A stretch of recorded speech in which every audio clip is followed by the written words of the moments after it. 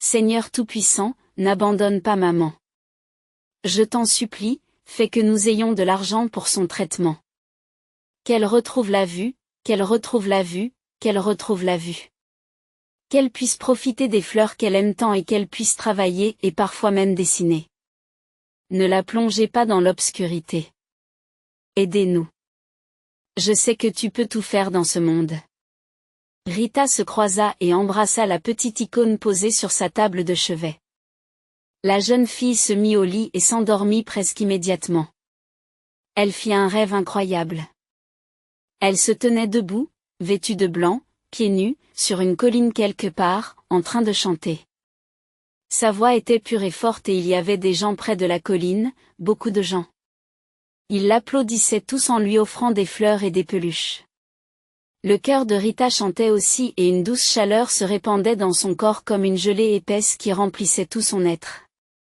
Soudain, la fillette aperçut sa mère. Elle se tenait loin de la colline et saluait joyeusement sa fille. Elle l'a vue, elle l'a très bien vue. En regardant les yeux de sa mère, Rita les vit briller de bonheur. Et puis la jeune Rita a chanté encore plus fort, encore plus clairement. Sa voix s'éleva au-dessus de la terre et se mêla soudain à des gazouillis. Le réveil. C'est l'heure de se lever et de se préparer pour l'école. Rita s'étira. Il y avait encore une chaleur agréable dans son corps, comme dans ce rêve merveilleux. Je vais chanter sur la place et gagner de l'argent pour le traitement de maman. Rita décida fermement de sortir de sous les couvertures. À l'école, Rita n'arrive pas à se concentrer. Elle ne pensait pas du tout au cours, mais à la façon dont elle irait aujourd'hui sur la place du centre commercial et chanterait les chansons les plus touchantes pour que les passants versent des larmes. Ensuite, il s'empresserait de remplir la boîte en métal qu'elle avait trouvée sous les biscuits et dans laquelle elle rangeait divers objets féminins depuis son enfance. Rita Torres. À quoi pensez-vous aujourd'hui? Sonoradia, le professeur d'espagnol, demanda-t-il sévèrement. Je suis désolée, dit la jeune fille en se levant de son siège et en baissant les yeux. J'ai mal à la tête depuis ce matin. Peut-être devriez-vous voir un médecin? Non, non. Tout va bien. Rita s'affaisse sur sa chaise et prend un stylo en main, prête à écrire ce que le professeur lui dicte. Rita rentre chez elle. Maman est assise dans la cuisine, en train d'éplucher des légumes. Bonjour, maman. La petite fille embrasse sa mère sur la joue. Bonjour, mon rayon de soleil. Comment s'est passée l'école? Tout va bien, maman. Laisse-moi t'aider avec les légumes. Comment vont tes yeux aujourd'hui? Bébé, je suis désolée de t'avoir causé tant d'ennuis, dit Mina avec tristesse. Qu'est-ce qui nous arrivera quand je serai complètement aveugle? N'y pense même pas. Tu ne deviendras pas aveugle. Nous aurons bientôt de l'argent pour ton traitement, et tu verras à nouveau ce monde dans toutes ses couleurs et tous ses détails. Je te le promets. La mère sourit. Quelle fille glorieuse le ciel lui avait donnée. Qu'est-ce que Mina pouvait voir en détail? Leur maigre vie. Elle se détestait pour la tournure qu'avait prise sa vie. Elle ne pouvait rien donner à sa fille. Elle n'a pas osé déménager dans la capitale, ni même dans une plus grande ville. Elle a passé de nombreuses années à travailler à la bibliothèque locale. Aujourd'hui, elle a dû tout arrêter. Sa vue se détériore de jour en jour. Un traitement s'impose. Mais où trouver cet argent? Dans le monde entier, elle ne pouvait compter que sur elle-même et l'une sur l'autre. Mina s'en veut d'être devenue un fardeau pour Rita. Alors qu'elle n'a pas encore 16 ans. Elle avait besoin de vivre et d'être heureuse. Mais qu'est-ce qu'une fille peut bien être heureuse quand elle a une mère aveugle sur les bras? Mina réfléchit constamment à ce qu'elle pourrait faire, comment gagner au moins quelques miettes pour survivre, mais jusqu'à présent, rien ne lui est venu à l'esprit. Le soir, Rita enfile sa robe de soleil préférée et emporte une boîte de biscuits. C'était un cadeau d'une gentille donatrice nommée Rosa, dont sa mère s'était occupée pendant plusieurs années. Grâce à cela, ils avaient maintenant un toit au-dessus de leur tête, leur propre petit appartement, qui ressemblait plus à une cabane. Mais c'était un foyer, leur foyer. Auparavant, Mina et la petite Rita avaient constamment déménagé d'une chambre louée à l'autre. Il n'y avait pas de possibilité de s'offrir un meilleur logement. Il n'y avait pas grand monde sur la place. C'était un jour de semaine et il avait déjà plu plusieurs fois. Rita s'est placée près du centre commercial, a posé une boîte à ses pieds et s'est figée. C'était effrayant de chanter ainsi à la vue de tous. Mais sa mère avait besoin d'un traitement de toute urgence. Il n'y avait pas de temps à perdre. Rita se mit à chanter, d'abord doucement, puis plus fort et avec plus d'assurance. Rita ne fait plus attention à ce qui se passe autour d'elle. C'était toujours comme ça quand la jeune fille chantait, surtout si la chanson résonnait dans son âme et son cœur, et il y en avait beaucoup. Les badauds commencent à s'approcher. Ils aiment écouter la jeune beauté chanter, mais personne ne se précipite pour déposer ne serait-ce qu'une pièce dans la boîte. Rita n'a chanté que 3 chansons. Soudain, un agent de sécurité du centre commercial s'approche. « Qu'est-ce qui se passe ici ?» demande-t-il sévèrement. « Et toi, jeune talent, tu ferais mieux de rentrer chez toi ou je te dénoncerai à tes parents. »« Je ne fais rien de mal ?» répond Rita tranquillement. « J'ai juste besoin d'argent. »« Demande à ton père si tu as besoin d'un nouveau rouge à lèvres », ricane le garde en la fixant de ses yeux de cochon. « Allez-y ou vous aurez affaire à la police. » La foule se disperse. Rita ramassa sa boîte vide et rentra chez elle. Mais quelque chose l'arrête. La jeune fille se tourna vers la rivière. Il y avait un quai sur la rive où les jeunes se réunissaient habituellement. Ce soir-là, il était presque vide. Rita s'installa sous un arbre qui s'étendait et se remit à chanter. Des couples commencent à s'intéresser à la jeune chanteuse. Quelqu'un a même jeté de la monnaie dans la boîte. Les filles se dépêchent d'entraîner leurs petits amis loin de cette beauté à la belle voix. Depuis sa plus tendre enfance, Rita adore chanter. D'abord les chansons pour enfants des dessins animés, puis celles pour adultes qu'elle entend à la radio ou à la télévision. « Tu as une voix d'ange », disait Mina, prête à écouter sa fille pendant des heures. Un grand avenir t'attend. Mais l'avenir n'était pas pressé d'arriver, ou plutôt, il arrivait, mais en quelque sorte pas grand et beau, mais gris et banal, parfois même affamé. Ce soir-là, Rita a gagné à peine 1 euro. C'était pitoyablement peu. Que espérait-elle? Ce n'était pas la capitale où il y avait beaucoup d'amateurs d'art. Mais au moins ici, personne n'osait chasser la jeune fille. Rita rentra chez elle en passant par l'église. Elle a jeté quelques pièces dans la boîte à dons. La jeune fille se croisa, fit une brève prière et rentra chez elle. Elle décida de ne rien dire à sa mère pour l'instant. Depuis lors, Rita a commencé à venir au bord de la rivière tous les jours. Parfois, elle réussissait à gagner quelque chose, mais il lui semblait qu'elle devrait marcher pendant au moins 20 ans pour économiser de l'argent pour le traitement de sa mère. Ce jour-là, Rita a réalisé qu'elle devait trouver un emploi. N'importe quel emploi rémunéré. Même si c'était difficile. Elle se débrouillerait.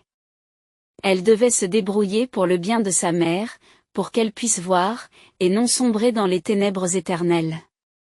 Je chanterai une dernière fois, et puis j'aurai fini, murmura la jeune fille pour elle-même et chanta la chanson que sa mère aimait à la folie. La voix de la jeune fille résonna sur le rivage, portée par le vent. L'acoustique de la rivière est toujours bonne. Il ne restait plus que le dernier refrain. Tu me manques. Comme les violettes, monsieur Rhin. Tu m'as été donné par le destin. C'est ce qu'a dit la diseuse de bonne aventure. C'est ce qu'a dit la diseuse de bonne aventure. Alors que Rita se penchait pour ramasser sa boîte, elle vit soudain un homme vêtu d'un costume d'affaires coûteux se diriger vers elle. Allait-il la chasser? Eh bien, elle ne s'en souciait plus. De toute façon, elle ne reviendrait pas ici.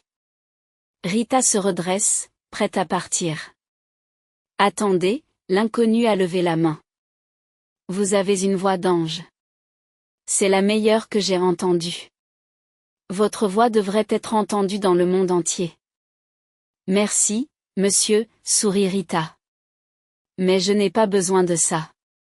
J'ai besoin de quelque chose de complètement différent. Quoi? Peu importe. C'est mon problème, et je doute de pouvoir le résoudre, soupire tristement la jeune fille. Tu sais, parfois, il vaut mieux ne pas le garder pour soi, mais le laisser sortir. Qui sait, peut-être que je peux t'aider à faire quelque chose. Et tu peux certainement m'aider. Moi? Rita est surprise. Oui, toi. Si tu acceptes de chanter dans mon bar. Bien que tu sois encore une jeune fille, il se gratta le menton pensivement. Voulez-vous m'engager? Rita faillit s'étouffer de joie. Je pourrais ainsi économiser pour un traitement. Quel traitement? Vous êtes malade? Non, pas moi, ma mère. Elle perd rapidement la vue et le traitement coûte cher. Je te l'ai dit, il vaut mieux ne pas le garder pour toi. Sais-tu, jeune talent, que mon oncle est un grand microchirurgien qui travaille dans la capitale? C'est super, bien sûr, mais ça ne change rien. Où vais-je trouver l'argent pour ce traitement? Dites-moi, pouvez-vous chanter des chansons différentes? Pas seulement cette merveilleuse chanson lyrique, mais aussi, par exemple, des chansons gaies ou tristes. Je peux, dit la jeune fille avec assurance. Écoute ça. Tu ne sais rien de moi, et tu n'as pas besoin de savoir ce dont je rêve à l'état de veille et dans mes rêves. Pendant que tu danses si passionnément, bravo, l'étranger frappe dans ses mains. Donnez-moi autre chose. Rita jette ses cheveux, les attache en queue de cheval avec l'élastique de son poignet et chante à nouveau. Je ne renoncerai à rien pour toi, et ne me demande pas ma main pour ma mère. Seulement la musique, pour toujours mon amour. Je n'ai pas le temps de passer des romances. Et celle-ci est très triste. Ma mère se met toujours à pleurer quand je la chante, dit Rita, comme si elle émergeait des profondeurs dans lesquelles elle s'enfonçait à chaque chanson. La jeune fille baisse la voix. Ne meurs pas, mon rêve. Ne t'éteins pas, espoir. La vie ne sera jamais comme avant. Je vais allumer une lampe maintenant. Devant l'icône ancienne. Je peux tout comprendre dans la vie. Mais pas la trahison. Mais pas la tricherie, pas la tricherie, pas la tricherie. Rita ressemblait à une nymphe. Quel est votre nom? Demande l'auditeur reconnaissant. Rita. Alors, vous m'engagez? Son visage s'illumine d'un sourire éclatant. Tu vas faire exploser le bar, Rita. Dans un mois, les gens viendront de la capitale pour boire une bière et écouter ta merveilleuse voix. L'homme hésite. Mais je ne suis pas fait pour ça, finalement. Rita regarde tristement son interlocuteur. Ce n'est pas ça. Vous êtes si jeune. Ne vous inquiétez pas pour cela. Tu sais, quand je me maquille, j'ai l'air d'avoir 20 ans. Vous êtes extraordinaire. Je ne peux pas rater une telle occasion. J'emmènerai personnellement ta mère à la clinique et je m'occuperai de ton oncle. Continue à chanter. Tu connais le bar en vue? Bien sûr. Il n'y a pas beaucoup d'endroits comme ça ici, surtout avec un si joli nom. Et j'adore son toit en tuiles. Il me rappelle une maison de contes de fées. Merci.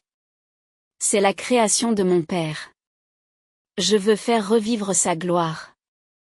Mon activité principale est dans la capitale, mais je tiens le bar ici pour l'instant. Les gens me conseillent de le vendre, mais je refuse.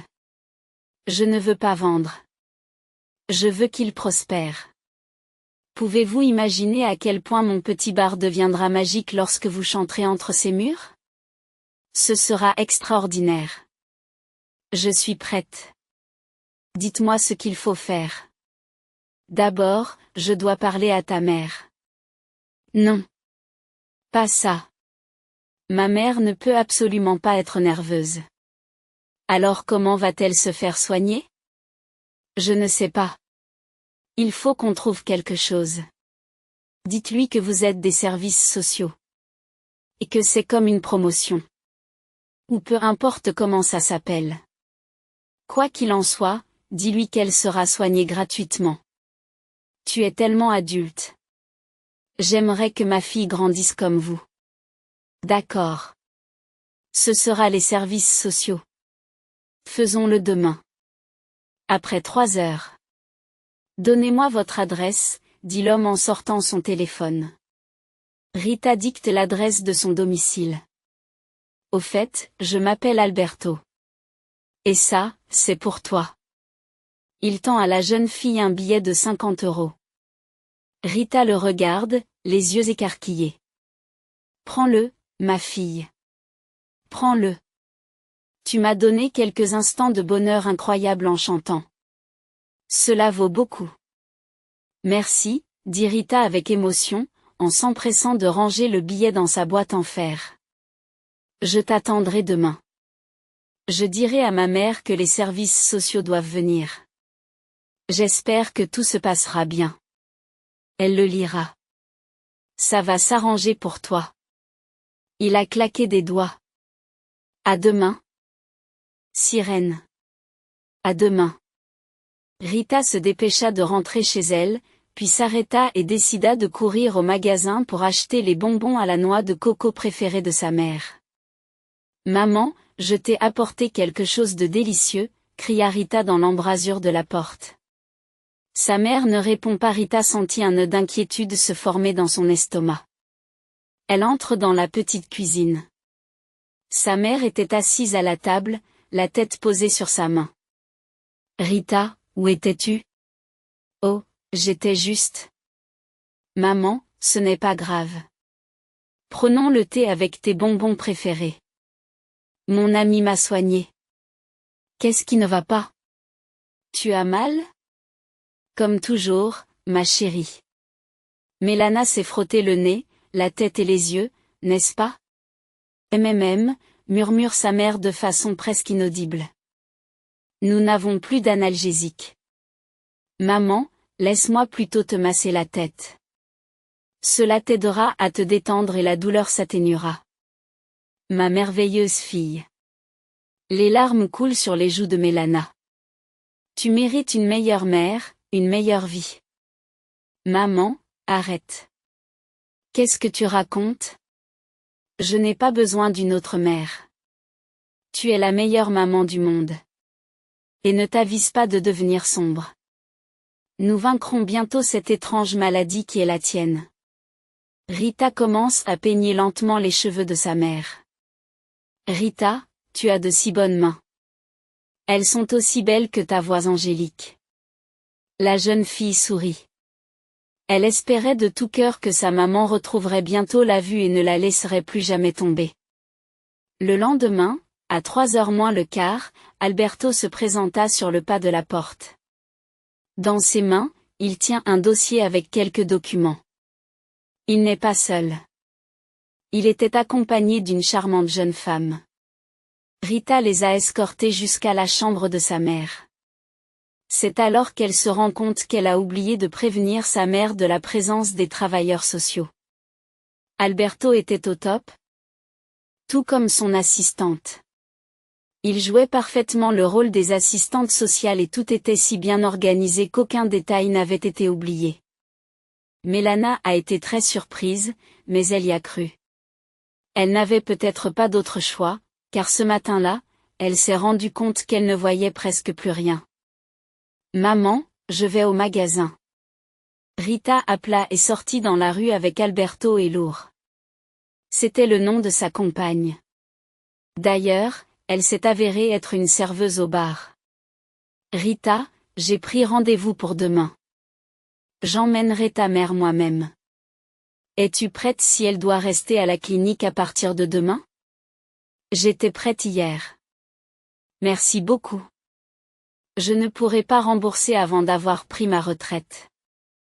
Mais je suis prête. Vous avez tort avec une telle voix.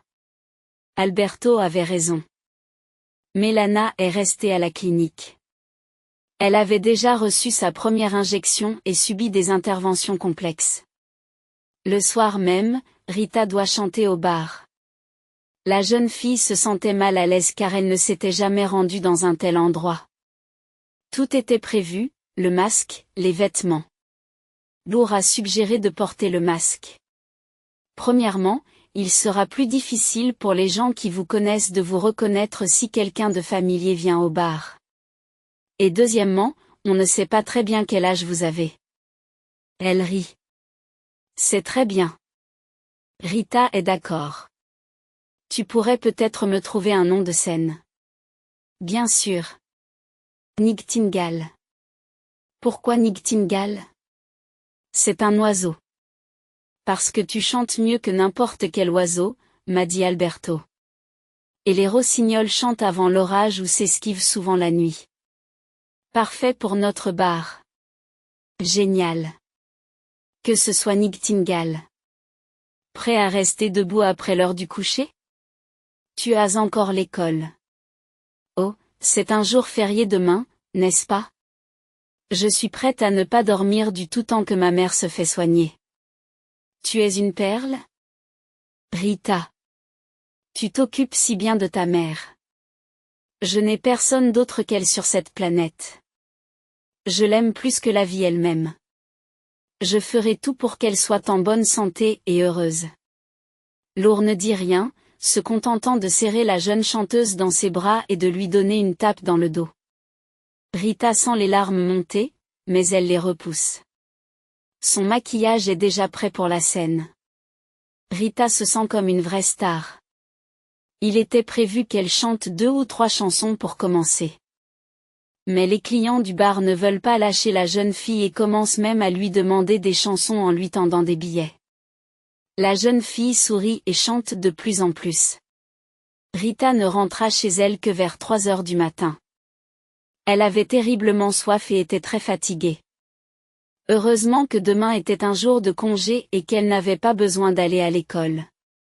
Elle pouvait faire la grasse matinée. Il a été décidé que Rita travaillerait le vendredi et le samedi pour éviter les problèmes à l'école.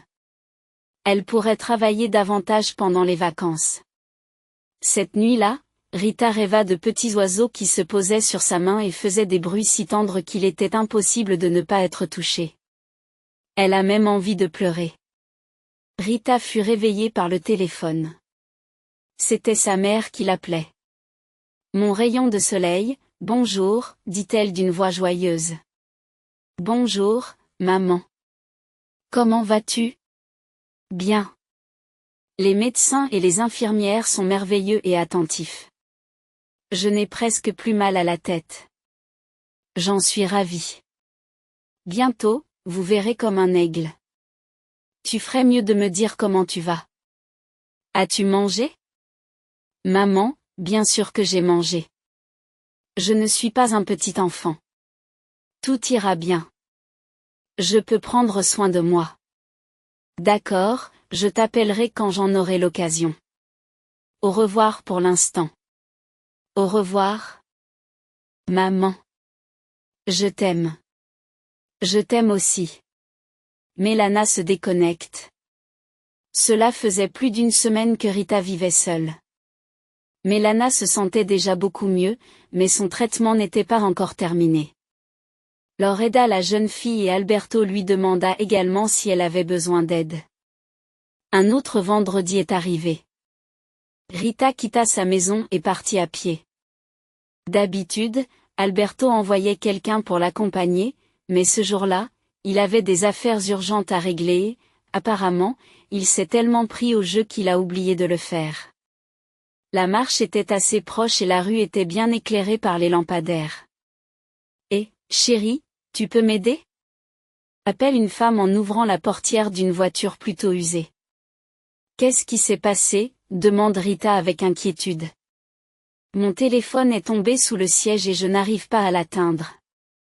Oh, je peux vous aider. Rita se penche sur le siège du conducteur pour essayer de voir où se trouve le téléphone. Soudain, elle a senti un coup à la tête, puis l'obscurité. Elle se réveille dans la voiture, les mains attachées et la bouche scotchée. Rita ne comprend rien. Pourquoi cette femme âgée l'attachait elle et la conduisait elle quelque part au milieu de la nuit? Elles roulèrent un bon moment. L'autoroute s'étendait comme un ruban gris avec seulement des forêts sombres le long des côtés. De temps en temps, on entendait le chant des oiseaux nocturnes. La pleine lune brillait dans le ciel, comme si elle veillait sur Rita et regrettait peut-être qu'elle ait fait confiance à un étranger si facilement et qu'elle se dirigeait maintenant dans une direction inconnue. Elle a la bouche sèche. La peur commença à s'insinuer dans son cœur avec ses mains gluantes et froides. Que allait-il arriver à sa mère? Comment pourrait-elle s'échapper? Où cette folle l'emmenait-elle? Peut-être l'a-t-elle prise pour quelqu'un d'autre? Les questions tourbillonnent dans l'esprit de Rita, se bousculant les unes les autres. Mais malheureusement, il n'y a pas de réponse. Soudain, la voiture tourne brusquement à droite. Ils poursuivirent leur route sur un chemin forestier pendant un certain temps avant de s'arrêter. Sortez, ordonne le ravisseur en ouvrant la portière. La jeune fille obéit. La situation est devenue encore plus effrayante. Elle ne pouvait rien faire pour se sauver dans la forêt. Il y avait sûrement des prédateurs qui rôdaient autour d'elle. Avancez, dit la voix étouffée de façon anormale. Rita marcha pendant un certain temps. La seule chose qui lui venait à l'esprit était de savoir comment échapper à cette folle. Elle se retourna. Au clair de lune, le visage de la femme semblait terrifiant, comme sorti d'un film d'horreur. Des rides le recouvraient, une vilaine verrue trônait sur son nez et ses yeux semblaient quelque peu enivrés. C'étaient les yeux d'une personne cruelle, d'une personne très cruelle. Avancez. Et ne regardez pas en arrière, dit-elle en dirigeant la lampe de poche vers un sentier étroit. Il commençait à faire froid. La fine chemise de Rita ne la protégeait pas du froid nocturne. Elle tremble. Elle ne sait plus si c'est la peur ou le froid. Il faisait sombre, seule la lune perçait à travers les arbres centenaires. De temps en temps, quelque chose crépitait sous les pieds. On se croirait dans un film d'horreur. À tout moment, un monstre allait surgir des buissons. Mais le monstre était derrière elle, poussant constamment Rita dans le dos avec son poing ferme. Arrêtez, ordonna la femme. Rita s'arrêta et se retourna timidement. La ravisseuse tient une corde dans ses mains. Que veut-elle faire? L'étrangler? L'attacher à un arbre? Dieu seul le sait. Dieu merci, Rita n'a jamais découvert les intentions de cette folle. Il y eut un léger grognement. Oh, zut! Probablement un coyote. La femme regarda attentivement autour d'elle. Le grognement se rapprochait. Rita retint son souffle. Que pouvait-elle faire les mains liées? Absolument rien. Elle regarda la femme en la suppliant. Lentement, puis de plus en plus vite, elle commença à se déplacer dans la direction d'où il venait, puis elle courut à toute vitesse. Rita comprit que ses jours étaient comptés. D'un moment à l'autre, une bête, ou peut-être plusieurs, l'attaquerait et ce serait fini. Rita se plaqua contre un arbre. Tout près d'elle, on entendait des bruissements, des grognements sourds et une toux. C'était une toux humaine. Mais que pouvait bien faire une personne dans cette nature sauvage à une heure aussi tardive? Peut-être avait-il été attaqué par des animaux, et maintenant il se vidait de leur sang avec la bête qui les avait attaqués à proximité. Rita ferma les yeux. On dit qu'il faut regarder le danger en face, mais elle n'en avait pas envie. C'était trop effrayant, trop lourd pour une fille qui n'avait pas encore 16 ans.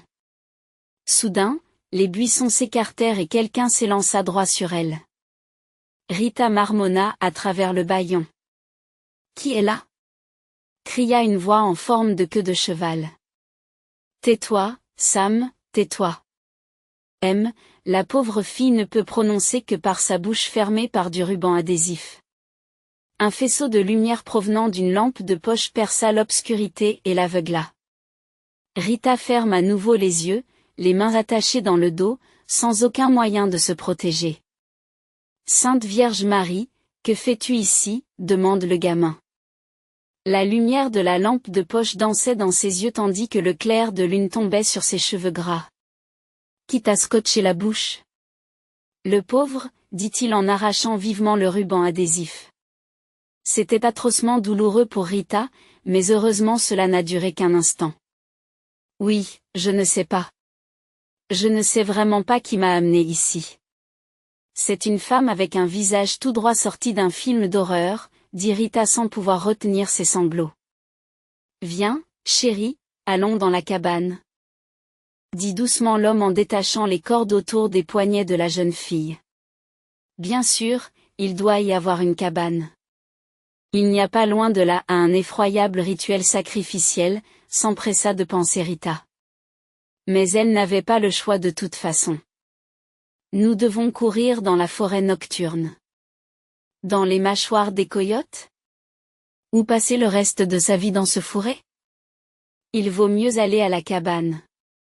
La cabane n'était pas du tout effrayante, elle était plutôt douillette. Une sympathique lampe à huile brûlait sur la table en bois, comme dans un conte de fées, et dans un coin se trouvait un lit de camp soigneusement fait. Tout ici respirait la paix et la tranquillité. L'endroit sentait le miel et les épices. Je vais vous préparer ma fameuse tisane, dit l'homme. Asseyez-vous et reposez-vous. Quel est votre nom? Rita, dit la jeune fille en frottant ses poignets enflés. Rita Torres. Rita Torres, répéta l'étranger en versant de l'eau dans la grosse théière. C'est très beau. Et vous êtes vous-même une beauté. Ses yeux. Ses yeux. Les yeux de qui? Demande Rita, surprise. Oh, personne, c'est juste moi. La mémoire me regarde maintenant. Cette fille, Millie, qui a disparu de ma vie si soudainement. Millie, répète la jeune fille comme si elle était en transe. J'avais un hamster qui s'appelait Millie quand j'étais petite. Certains ont ri, ils ont dit que notre hamster s'appelait comme elle. J'ai même fait un drôle de signe, d'un côté il y avait Millie et de l'autre Milna. L'homme laisse soudain tomber de ses mains un paquet de noix ou de crackers. Milna, la fille que j'aimais de tout mon cœur s'appelait aussi Milna. Un nom si mélodieux. Que lui est-il arrivé? Je suis désolée si ça fait mal d'en parler. Elle a disparu. Je ne sais pas pourquoi. On sortait ensemble, on parlait de se marier, et elle s'est soudain volatilisée, elle a changé de numéro de téléphone. Et tu n'as même pas essayé de la retrouver? J'ai essayé. Mais elle ne m'a jamais dit où elle vivait. J'ai essayé de la retrouver par le biais de l'enregistrement, mais ça n'a pas marché. Je me suis littéralement arraché les cheveux. Je me souviens encore d'elle tous les soirs quand le monde plonge dans le silence. Vous vivez ici?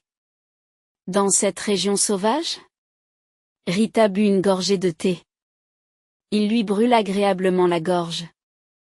Non, c'est un lieu de force, ma force. Je vis ici parfois, je prends des vacances et je vis ici comme une recluse. Je pense à la vie, à mon amour raté. C'est triste, dit doucement Rita. Ma mère a ses propres problèmes d'amour. Elle n'a jamais vu son père en personne. Elle refuse catégoriquement de parler de lui. Mais je sais qu'elle ne peut pas l'oublier. Oh, je dois passer un coup de fil.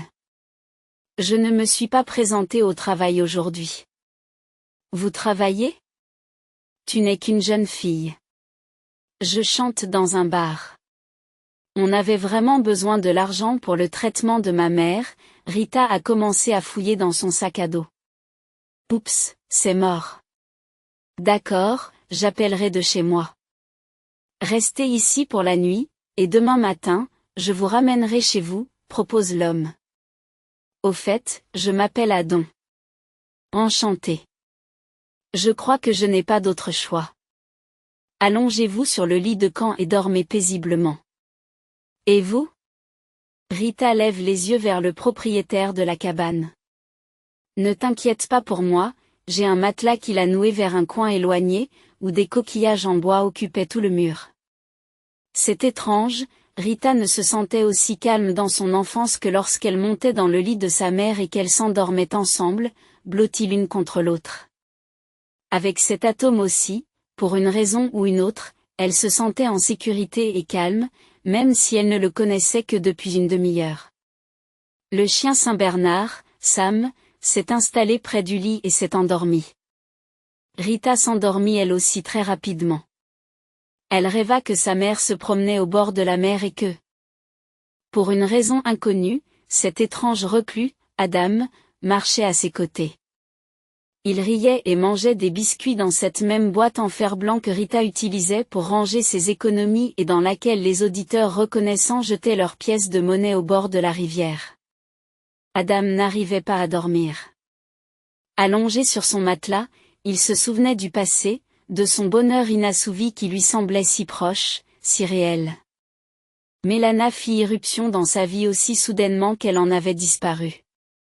Ils s'étaient rencontrés au marché. Il travaillait alors pour son oncle, il vendait des légumes, et elle était venue chercher des feuilles de laitue. « J'adore la laitue, sourit-elle, si fraîche, si authentique, sans la moindre affinité. »« Alors je vais vous en donner tout un tas, » répond Adam en souriant. « Non, non, vous n'aurez plus de salaire si vous donnez des légumes aux clients. Vous êtes d'accord pour faire une promenade avec moi ce soir ? » Le gars a demandé comme s'il ne l'avait pas entendu. C'est donc ça. Moi qui croyais que c'était un élan de l'âme. C'est un élan de l'âme. Je suis complètement paumé quand il s'agit de faire la cour aux filles. Alors, ça te dit ? Pour faire une promenade ce soir, précise la fille. Oui, tout à fait. Eh bien, pourquoi ne pas aller faire un tour ? D'autant qu'Anita m'a demandé de venir plus tard dans la journée, elle passe une soirée romantique avec Valencijo, sourit-elle mystérieusement. Je m'appelle Mélana et je suis Adam. On se retrouve près de l'éléphant de bois ? Dans le vieux parc ? J'adore ce parc. Je serai là vers 7 heures. Ça te va ? Ça marche, ses yeux brillent. Le type a mis un énorme bouquet de laitue dans un sac en papier et l'a tendu à la fille. D'habitude, les gens offrent des fleurs, et moi, je donne de la laitue. Merci. Au fait, j'aime la laitue plus que toutes les fleurs qui meurent dans un vase sur le rebord d'une fenêtre. Mélana a souri et s'est mise à travailler rapidement. Adam vivait avec son oncle et sa tante. Leur amour se partageait entre leur fille et leur neveu, qui avait perdu ses parents très tôt. Laura s'était mariée et avait déménagé dans la ville voisine, ne rendant visite à sa famille qu'occasionnellement. Ceux-ci sont heureux d'apprendre qu'Adam a rencontré une fille. Mais il ne s'empressa pas de leur présenter Mélana avant d'être sûr que leurs sentiments étaient réciproques. Mélana vivait avec un ami. Ils louaient une cabane et travaillaient ensemble dans une cafétéria. La rencontre avec Adam a bouleversé toute sa vie. Elle est tombée amoureuse pour la première fois en 19 ans. Ils se sont promenés, ont parlé de tout et se sont embrassés, s'aventurant délibérément dans la partie du parc où il n'y avait personne. Ils se sentaient si bien ensemble. Un tel bonheur ne peut être ressenti que dans l'enfance, lorsque l'on est entouré d'amour et d'attention. Ils se sont rencontrés chez un ami d'Adam. Il quittait souvent la ville et permettait gentiment aux amoureux de profiter de son absence. Ils rêvaient d'attendre dans leur propre maison, même minuscule. Adam terminait alors ses études de médecine. Il était presque thérapeute. Il ne venait en ville que pour les vacances et le reste du temps, il vivait dans la capitale. Il avait l'intention d'y rester jusqu'à ce qu'il rencontre sa Mélana. Mais un jour, elle ne s'est pas présentée à leur rendez-vous, elle n'est tout simplement pas venue, bien qu'ils aient convenu de s'appeler littéralement une demi-heure avant le rendez-vous. Elle était joyeuse et disait qu'il lui manquait et qu'elle avait hâte de le voir. En réponse à ses nombreux appels, il n'a entendu que l'abonné est temporairement indisponible. C'est alors qu'il a regretté de ne pas connaître son amie. De ne pas savoir où elles habitaient exactement. Il ne connaissait même pas son nom de famille. Une telle folie dans la vie d'une personne arrive parfois d'aimer jusqu'à la folie mais pas de demander un nom de famille et une adresse. Adam chercha, mais Mélana semblait s'être volatilisée. Peut-être a-t-elle trouvé quelqu'un d'autre? Peut-être que oui, mais il venait de partir et maintenant il revenait et elle était prête à passer le reste de sa vie avec lui. Le gars a souffert. Il a perdu beaucoup de poids. Son oncle et sa tante se sont beaucoup inquiétés pour leur neveu en essayant de le calmer. Puis vint le moment de retourner à l'école. Adam se lance à corps perdu dans les affaires universitaires. Il décide que, malgré tout le monde, il sera un bon médecin. Et il ne perdrait pas une minute de sa vie pour des futilités comme de jolies filles à la démarche rapide. Adam n'a jamais rencontré l'âme sœur. Le trou dans son cœur ne s'est jamais refermé. Parfois, il recommençait à saigner. C'est alors qu'il prenait des congés et partait dans les bois. Cela rendait les choses un peu plus faciles. Cela faisait déjà plus de 15 ans. Adam était devenu un célibataire endurci. C'est dur de vivre seul, après tout. Et Mélana? Que lui est-il arrivé? Comment s'est déroulée sa vie? Adam n'a pas de réponse à cette question. Il ne le pouvait pas non plus. Ils s'étaient éloignés l'un de l'autre comme des taches au bord de la mer. Mais il n'a jamais cessé de penser à cette nymphe qui a capturé son cœur pour toujours. Il ne pouvait pas lui en vouloir. Il l'aimait, tout simplement. Lui-même ne savait plus s'il l'aimait ou s'il n'aimait que les souvenirs de ces semaines heureuses, seulement eux, de cet été-là. Rita fut réveillée par Sam, qui lui mit le nez dans la joue. Elle ouvrit les yeux, le chien remua la queue et lui lécha le nez. « Tu es si gentil, Sam », dit la jeune fille en lui caressant sa grosse tête poilue. « Bonjour. » Adam entre dans la cabane. « Comment as-tu dormi? »« Bonjour, » répond Rita. Comme dans l'enfance, quand mademoiselle Rosa était encore en vie et que nous vivions avec elle pendant que maman s'occupait d'elle et de son appartement. Elle nous a laissé son appartement dans son testament. Nous y vivons toujours. C'est bien. Je suis contente. La forêt nous débarrasse de tous nos soucis. Adam réprime un soupir. Alors, on prend le thé et on part? Oui, je suis prêt maintenant. Le lavabo se trouve derrière la cabane. Il y a aussi des toilettes là-bas. Adam sort de la cabane. Sam le suit. Comment va ta mère? Demanda soudain Adam alors qu'il roulait sur la route. Tu as dit qu'elle avait besoin d'un traitement. Elle a commencé à perdre la vue soudainement. Le médecin a dit que cela pouvait arriver en cas de stress extrême. Les vaisseaux sanguins se rétrécissent. Je n'y comprends pas grand-chose, mais c'est quelque chose comme ça. Le traitement est coûteux. Laissez-moi vous aider. Je suis aussi médecin, même si je ne suis pas spécialisé dans les yeux, mais... Merci, dit Rita en regardant Adam avec reconnaissance. Elle est déjà en traitement.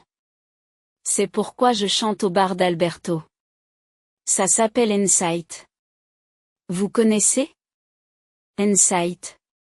Ce n'est pas celui où il y a une petite fontaine avec des lumières à côté? Oui, c'est celui-là. C'est là que je chante les vendredis et les samedis. Vous chantez bien? Les gens aiment ça, répond Rita d'un ton évasif. Maintenant, je sais où aller pour apprécier le chant d'une belle beauté, sourit Adam et se dirigea vers la maison de Rita. Rita s'apprête à partir quand Adam lui tend sa carte de visite. Juste au cas où, dit-il brièvement. Laure se tenait près de l'entrée. Rita, Vierge Marie, où étais-tu? Que se passe-t-il? Alberto devient fou. Il arrache à Bianca la moindre parcelle d'âme. et sa mère menace de se suicider. La fille tremblait littéralement d'excitation. Qui est Bianca? Rita la serrait dans ses bras, saluant Adam en même temps. Allons chez toi. Nous devons appeler Alberto avant qu'il ne la tue.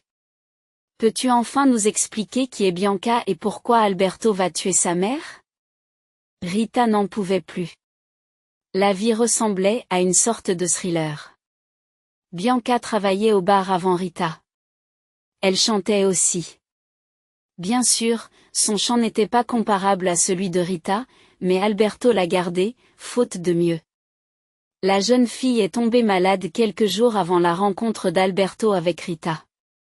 Il l'a presque immédiatement informé qu'il n'avait plus besoin des services de Bianca et lui a versé une sorte d'indemnité de licenciement. La mère de la jeune fille a débarqué avec un scandale lorsque sa fille lui a raconté ce qui s'était passé. Elle a menacé de mettre le feu au bar et de tuer quiconque oserait prendre la place de Bianca. Alberto considéra ces menaces comme les élucubrations d'une femme hystérique et les oublia dès qu'elle quitta son bar. Il ne s'en est souvenu que lorsque Rita ne s'est soudainement pas présentée au travail. Alberto se rendit immédiatement chez Bianca et sa mère impulsive. Mais la jeune fille était seule à la maison et n'avait aucune idée de l'endroit où se trouvait sa mère. Cette dernière n'a jamais ressenti le besoin de dire à sa fille où elle se trouvait et avec qui. Le propriétaire du bar attendit Candida, se cacha derrière les buissons les plus proches et gara sa voiture dans la ruelle située à quelques maisons de la sienne. La femme est revenue vers 5 heures du matin, manifestement en état d'ébriété. Alberto a surgi de sa cachette et a commencé à la menacer de la police si elle ne lui disait pas où se trouvait Rita. Naturellement, elle prétend ne rien savoir de sa nouvelle chanteuse, qui n'arrive pas à la cheville de sa fille. Alberto était prêt à faire entendre la vérité à cette femme étrange. Mais elle restait silencieuse. Un masque en silicone est posé sur le siège de sa vieille berline. Alberto se rend compte qu'il ne s'agit pas d'une coïncidence. Il a continué à presser Candida, puis l'a simplement poussée dans la voiture, a rapidement pris le volant et s'est rendu directement à la police. À ce moment-là, la tante s'est rendue compte que l'affaire sentait le kérosène et a seulement dit qu'elle avait vu une fille correspondant à la description de Rita faire de l'autostop sur l'autoroute. Mais Alberto ne l'a pas cru et a sorti le pistolet paralysant qu'il portait toujours sur lui, au cas où. La vie est pleine de surprises. Si tu ne me dis rien, ça va faire mal, dit Alberto en pointant son appareil directement sur le visage de la jeune femme. Et, qu'est-ce que tu fais? La femme écarquille les yeux et saisit sa main. Soit vous me montrez où vous gardez Rita, soit je ne serai pas responsable de ce qui se passera. Je ne sais vraiment pas où est votre Rita. Alberto pointa son appareil miracle en direction de son visage. Allons-y, mais je ne suis pas sûr qu'elle soit là. Elle m'a demandé de la conduire dans la forêt. Candida a bavardé. Les gens disaient qu'elle avait purgé une lourde peine dans sa jeunesse. Personne ne savait exactement pourquoi, mais Alberto avait déjà entendu de tels propos. Il était déjà environ 7h30. Ils étaient sur le point de tourner sur le chemin forestier lorsque le téléphone d'Alberto sonna. Le War. Oui, Luley, répondit-il sans ralentir. Qu'est-ce qu'il y a? Tu es sûr? Elle va bien? Alberto tourna brusquement le volant et repartit. Si je te vois, toi ou Bianca et Rita, vous pourrirez tous les deux en prison. La menace semblait sérieuse. La femme se tait. Apparemment, passer le reste de sa vie en prison n'était pas quelque chose qu'elle souhaitait. Elle comprenait qu'Alberto avait suffisamment de relations pour que cela se produise. Mélana est revenue de la clinique toute seule en train. Elle est rentrée sans prévenir. Rita a failli laisser tomber son assiette de céréales. Maman. Maman. Pourquoi tu ne nous as pas dit que tu revenais? Comment es-tu arrivée ici? En train, répond-elle simplement. Et j'ai acheté tes biscuits préférés. Maman. Tu m'as tellement manqué. Rita serre sa mère dans ses bras et enfouit son visage dans son épaule. Mélana, ma fille, a doucement caressé le dos de sa fille. Tu m'as beaucoup manqué aussi. Comment vas-tu? Demande Rita en s'éloignant légèrement de sa mère. Bien. Le médecin a dit qu'il faudrait encore un peu de temps pour que ma vision se rétablisse complètement. A-t-il dit pourquoi cela t'est arrivé? Mélana reste silencieuse. Maman. Ne reste pas silencieuse. C'est quelque chose de très grave, n'est-ce pas? Est-ce que ça va se reproduire? Rita se met à pleurer. Elle n'avait plus la force d'être forte. Il s'était passé tellement de choses ces derniers temps que Rita commençait à se transformer en une adolescente de 15 ans qui ne pouvait que rugir en serrant son gros ours rose sur son lit. C'est un écho du passé, Riri. Maman appelait toujours sa fille ainsi quand elle était petite. Quel passé? Tu as travaillé dans une usine de produits chimiques? Je n'ai pas compris la fille. Non, Mélana s'est assise sur une chaise et a étiré ses jambes fatiguées. Je l'ai vue récemment. Au supermarché. Il y a un peu plus d'un mois. Maman, ne me fais pas peur. Que as-tu vu? Un Sasquatch ou quelque chose comme ça. Ton père. Quoi? Tu as dit que tu ne savais pas où il était, qu'il avait une famille. C'est vrai. Je ne sais pas où il est, mais il était certainement au supermarché près de chez nous. Vous lui avez parlé? Non, bien sûr que non. Mais tu sais, j'ai fait quelque chose. Quelque chose d'indécent ou quelque chose comme ça. Que as-tu fait? Tu l'as embrassé au supermarché? Mélana sursaute. Rita, arrête de te moquer de moi. J'ai pris une photo de lui. Il ne m'a pas remarqué et n'a pas vu ce que j'ai fait. La jeune fille fixe sa mère. Elle resta silencieuse, incapable de trouver les mots justes. Tu veux voir ton père? Demande soudain Mélana en sortant son téléphone portable. Eh bien, je ne sais pas, montre-moi. Rita fixe l'écran défraîchi du vieux smartphone de sa mère. Oh, allez. Pas question. Rita s'exclame soudain et se lève d'un bond. Elle était assise en face de sa mère à la table précédente. Quoi? Ce n'est pas possible. Vous vous connaissez? Imagine, oui. Nous nous sommes rencontrés l'autre jour. Il m'a sauvée d'une folle. Rita, comment le dis-tu? C'est ce que je t'ai appris, ma fille? Attends un peu. Quelle folle? Rita a tout raconté à sa mère, même le bar. Elle sentait que c'était le bon moment. Le cœur de la jeune fille battait dans sa poitrine comme un oiseau en cage qui cherche à sortir à tout prix. Maman, il t'aime. Il t'a aimé toute sa vie, dit Rita, les larmes aux yeux. Et cette femme et le bébé? Je les ai vus tous les trois. Elle a dit, Théo, dis bonjour à papa. Mélana a essuyé quelques larmes qui coulaient de ses grands yeux gris. Je suis partie tout de suite. Je suis allée dans une ville voisine avec ma copine chez sa tante et plus tard nous avons déménagé ici. Tu as changé de numéro et tu as disparu, n'est-ce pas? Demande la jeune fille en regardant sa mère droit dans les yeux. C'est vrai, je n'avais pas d'autre choix. Je n'avais pas d'autre choix. Et pour parler, maman? Tu ne voulais pas tout savoir? Et découvrir qu'il est marié et heureux de l'être et que je ne suis qu'une fille pour un temps? Il n'a pas de famille. Il a vécu toute sa vie comme un clochard. Vous auriez dû voir la douleur dans ses yeux quand il parlait de cette fille. Vous savez, je me sentais si à l'aise avec lui. Je me demandais toujours pourquoi. Mais qui était cette femme avec le bébé dans les bras? Mélana ramène une mèche de cheveux derrière son oreille. Il était peut-être en train de baptiser ce garçon. Rita haussa les épaules. Parrain. Elles marchèrent le long du bord de mer en riant. Rita regarda ses parents et ne put s'empêcher de les admirer. Après toutes ces années, ces deux-là avaient vécu séparés, malheureux et solitaires, à cause d'un malentendu. Qui aurait pensé que Rita remercierait la mère à moitié folle de Bianca, qui l'avait réunie sans le savoir avec son père biologique? Comme c'était merveilleux!